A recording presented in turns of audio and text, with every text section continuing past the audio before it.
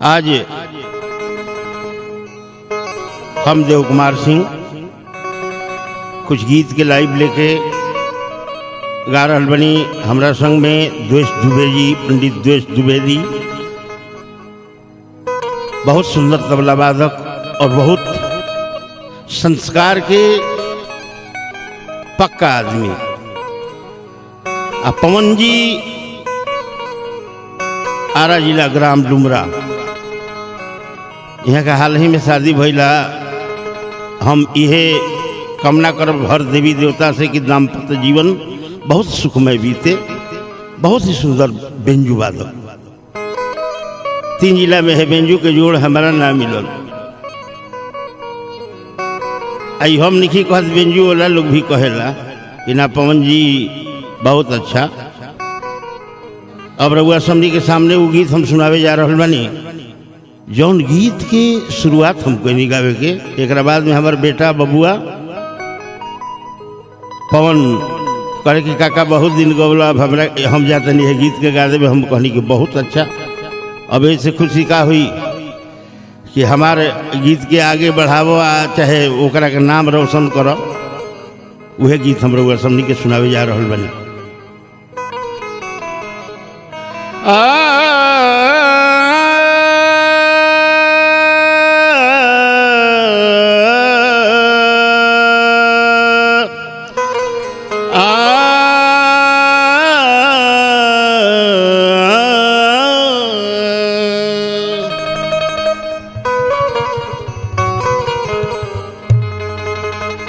तो नजर से बात भइल बा जिंदगी में बहुत,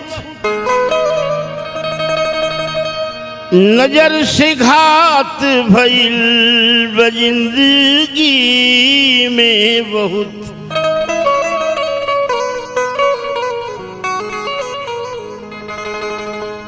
तो नजरे के लड़ाई में विशाल जीवन बीतत बा,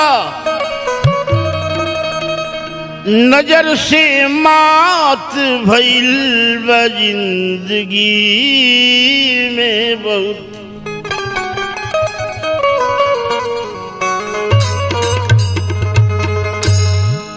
तो नजरिया मिलावल, नजरिया मिलावल बहुत बात नहीं के, नजरिया चुरावल बहुत बात होला। नजरिया चुरावल बहुत बात होला। प्रीतिया लगावल बहुत बात नहीं के, प्रीतिया लगावल बहुत बात नहीं है। प्रीतिया निभावल बहुत बात होला। प्रीतिया निभावल बहुत बात होला।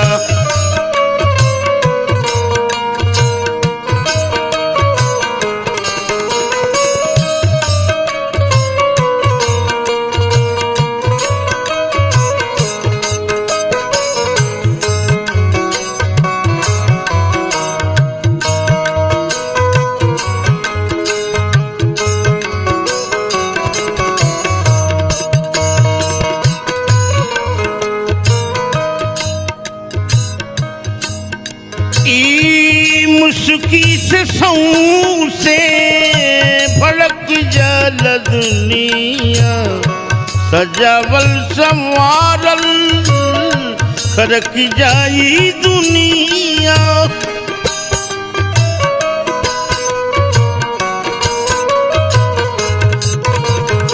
ई मुस्की से सऊ से भड़क जाई दुनिया, सजावल संवारल खरक जाई दुनिया।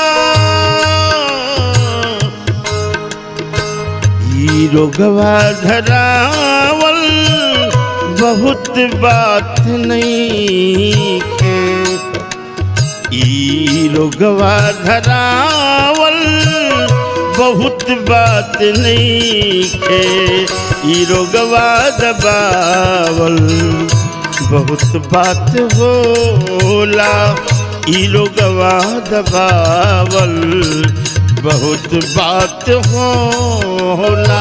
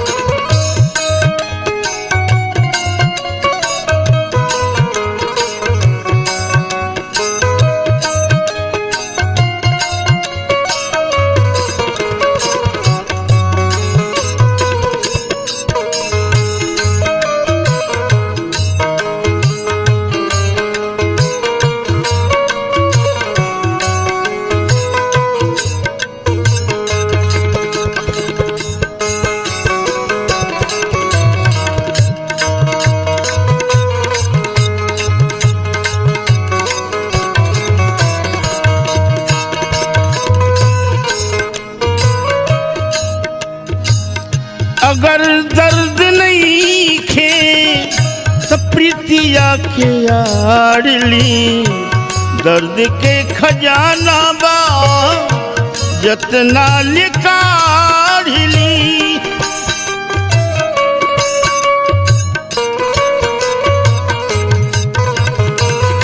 अगर दर्द नहीं खे तो प्रीतिया के आड़ली, दर्द के खजाना बा जतना निकाढ़ली।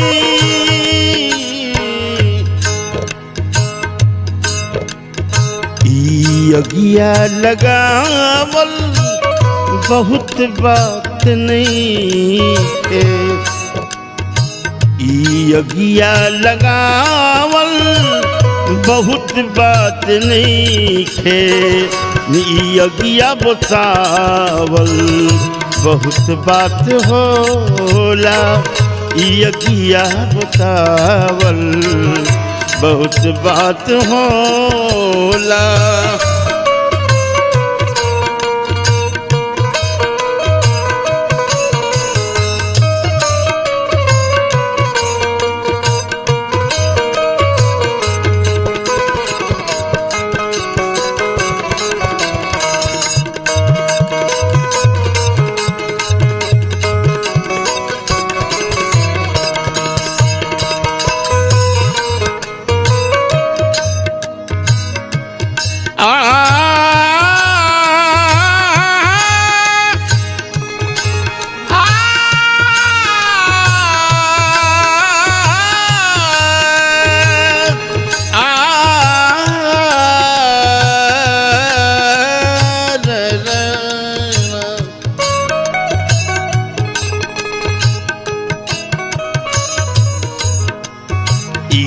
यगिया बतावल बहुत बात होला,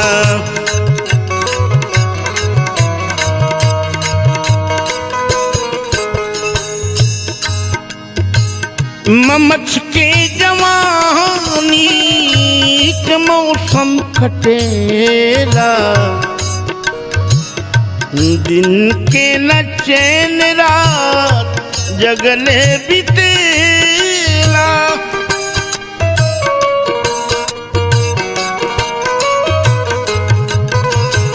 ऐ ममच के जवानी के मौसम कटेला, दिन के न चैन रात जगले बीतेला।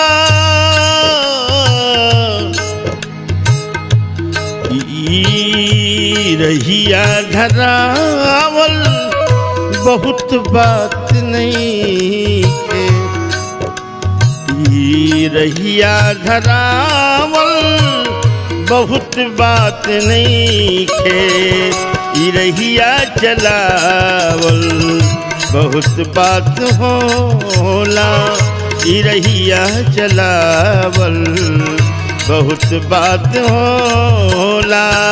नजरिया मिलावल बहुत बात नहीं खे, नजरिया चुरावल बहुत बात होला। नजरिया चुरावल बहुत बात होला।